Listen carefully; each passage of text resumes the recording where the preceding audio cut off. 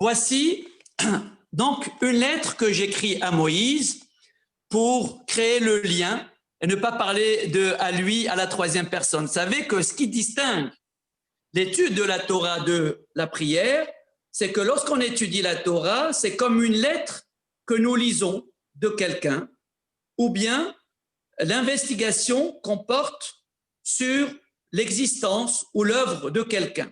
Alors que lorsqu'on prie, on s'adresse directement à lui. C'est un face-à-face qui nous engage davantage parce que tout simplement c'est une réunion d'être à être et l'autre n'est pas simplement objet d'investigation intellectuelle, mais il devient un partenaire, un ami, un confident, un maître, lorsqu'il s'agit d'un maître ou un élève. En tout cas, il est là en chair et en os face à nous. Donc, cher maître, j'ai rêvé. On m'a offert une occasion inespérée de vous interroger et de dialoguer avec vous dans mon rêve. Alors même que vous appartenez à une génération et à une époque dont nous, les modernes, sommes loin d'imaginer ce qu'a pu être l'aventure humaine et spirituelle qui fut la vôtre. Et malgré le génie et les efforts déployés par les exégètes du Midrash, puis par les acteurs du 7e art, pour reconstituer virtuellement votre parcours de vie, nous en sommes incapables de l'imaginer réellement. Une rencontre transgénérationnelle de cette nature ne se refuse à aucun prix, même si par avance, je sais que par pudeur, vous ne me divulguerez rien des doutes, des meurtrissures et du désespoir qui ont pu vous habiter au moment critique de votre existence.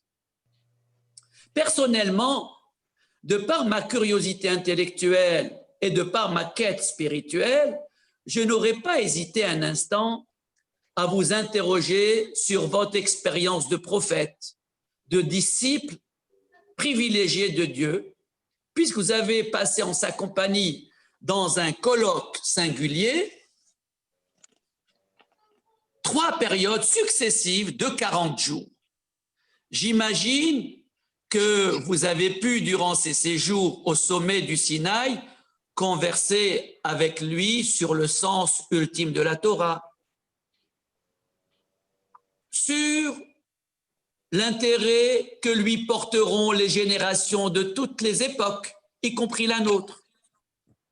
Je vous imagine observant Dieu qui s'amuse des bigoteries de ses dévots, qui s'inquiète de la solitude de ses vrais adorateurs, qui rit de la cécité des esprits réputés éclairés qui l'ignorent encore, etc., etc. Mais plus que tout cela, c'est votre rôle de dirigeant du peuple hébreu qui suscite en moi l'admiration, le respect et le questionnement. À ce propos, je m'arrêterai uniquement sur le début et la fin de votre parcours de dirigeant, parce que je trouve que la question de la théodicée évoquée sous la forme voilée de cette requête adressée à Dieu vous concerne personnellement. Et cette requête a été formulée par vous-même ainsi: montre-moi tes voies afin que je te connaisse. Hodienina ederachecha, tel que c'est écrit dans la paracha de Kitissa, dans l'Exode. Je pense d'abord à vos premières années de vie passées en Égypte, où vous assistiez impuissant du palais royal où vous résidiez en tant que fils adoptif de la princesse Bathia. Donc vous assistiez impuissant à la descente aux enfers de votre peuple, le peuple hébreu. Vous assistiez à son humiliation, à sa déshumanisation, à son rabaissement au rang de bête humaine pour construire les pyramides et les monuments qui célèbrent qui célèbre encore aujourd'hui la gloire de l'Égypte antique. Vous avez eu le privilège d'être choisi par Dieu après les 3 patriarches, mais votre tâche consistait non pas à éduquer et à choisir celui qui sera le digne dépositaire du patrimoine patriarcal, mais à libérer tout un peuple de la servitude. C'est ainsi que Dieu s'est manifesté à vous devant le buisson ardent et qu'il vous a forcé la main pour être son émissaire auprès de Pharaon et auprès des Hébreux pour leur signifier que l'heure de la libération avait sonné. Au terme de votre première intervention, vous étiez désespéré de voir le joug de la servitude s'alourdir du fait même de votre médiation. Et vous avez laissé échapper vos griefs en vous adressant à Dieu en ces termes. « Seigneur, pourquoi as-tu fait du mal à ce peuple? Pourquoi m'as-tu envoyé ?» C'est l'avant-dernier verset de la Sidra de Shemot. Vous vous êtes alors vu répliquer cette phrase apaisante qui conclut la Sidra de Shemot et qui dit « Tu verras maintenant ce que je ferai à Pharaon. Une main puissante le forcera à les laisser partir. » Pourtant, ce maintenant signifiait déjà en filigrane que votre impatience était coupable et que vous accompagnerez le peuple seulement à la sortie d'Égypte, mais non lors de son entrée en terre promise. C'est ce que Rachi fait remarquer sur le terme « maintenant ». Votre sort était donc scellé dès cet instant. Votre périple devait s'arrêter dans le désert du Sinaï, où vous deviez mourir avec la génération des sortants d'Égypte, qui, elle, avait manqué de confiance dans la providence divine.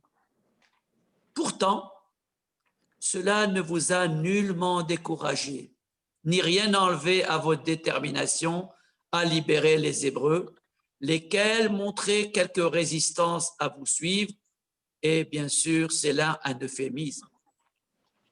Je ne m'arrêterai pas sur les épreuves que le peuple vous a fait subir durant les 40 années de la traversée du désert. Ce serait trop long et je ne voudrais pas rouvrir des plaies déjà anciennes. En revanche, je voudrais plaider votre cause auprès de Dieu pour l'ultime épisode de votre parcours. Et là, mon questionnement rejoint l'incompréhension. Il s'agit de l'événement qui allait sceller définitivement votre sort en des termes peu élogieux. Et c'est là encore un euphémisme. Le texte dit « Tu mourras sur la montagne où tu vas monter parce que vous avez péché contre moi au milieu des enfants d'Israël et que vous ne m'avez point sanctifié au milieu des enfants d'Israël. » Ou encore, Dieu s'adresse à eux en ces termes « Parce que vous avez été rebelles à mon ordre aux eaux de Mériva. Al-Alcher meritem et pi me Mériva. » Tout cela parce que dans un mouvement de panique, vous aviez frappé le rocher pour en extraire de l'eau, alors que le miracle devait être exécuté par le Verbe. Oui, vous avez traité de rebelles, de pécheurs. Vous avez été traité de rebelles, oui, de pécheurs et de profanateurs par omission du Verbe, puisque vous avez frappé le rocher au lieu de lui parler. Pourtant, ce même Dieu avait pris votre défense en déclarant auprès de Myriam « Il est fidèle dans toute ma maison, Bechol, Betin et Manu. Je lui parle bouche à bouche. P.L.P. Adaberbo. Je me révèle à lui sans énigme et il voit une représentation de l'Éternel. » il avait aussi obéi à votre injonction de produire un miracle à l'époque de Korach, en ordonnant à la terre d'ouvrir sa bouche pour engloutir Korach et son assemblée avec tout ce qui leur appartient. Et tout cela pourquoi? Afin de prouver que vous étiez bien le messager authentique de Dieu et que ces hommes, Korach et ses hommes, n'étaient que des imposteurs. Tout cela était vrai.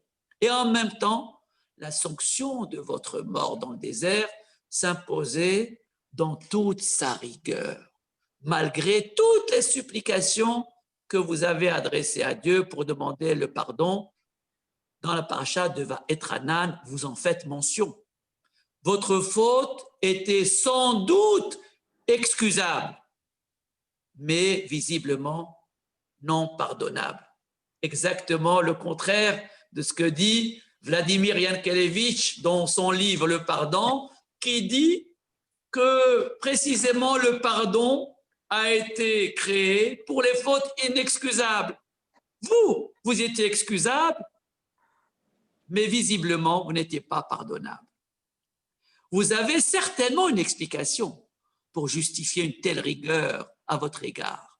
Vous saviez mieux que quiconque que Dieu se grandit par ses saints, par ceux dont la conduite est authentique et qui sont appelés les vrais serviteurs de Dieu.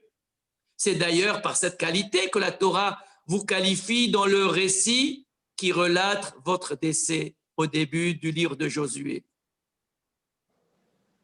Vous saviez aussi que lorsqu'on dirige un peuple, on a beau être prêt à mourir pour lui, à s'effacer de son livre, et je fais allusion à l'épisode du veau d'or, pour assurer sa survie, à subir tous les affronts pour son bien-être, on ne sort jamais indemne d'une telle aventure.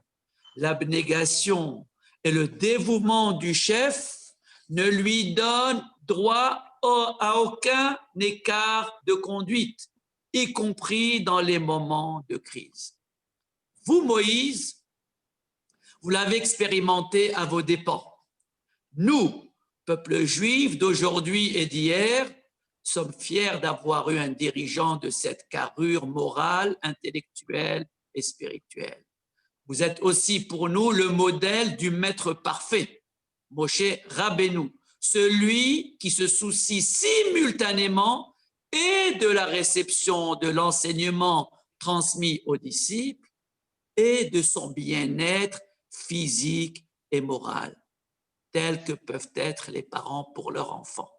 Et bien sûr, vous avez été le prophète le plus lucide et simultanément le plus humble. Aussi, votre souvenir est associé pour nous au modèle d'une existence humaine parfaitement consciente à tous les instants de sa vocation et de sa responsabilité.